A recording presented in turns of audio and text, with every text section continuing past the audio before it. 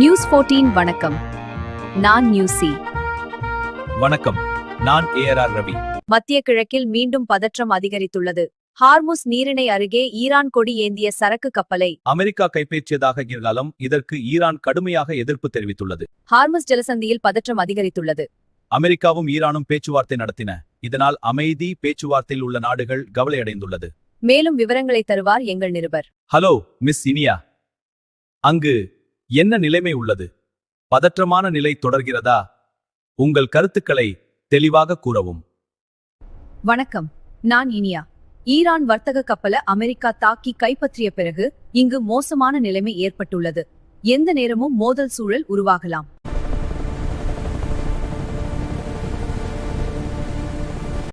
News 14 Tamil செய்திகளுக்காக உங்களிடமிருந்து விடைபெறுவது ஏஆர் ரவி.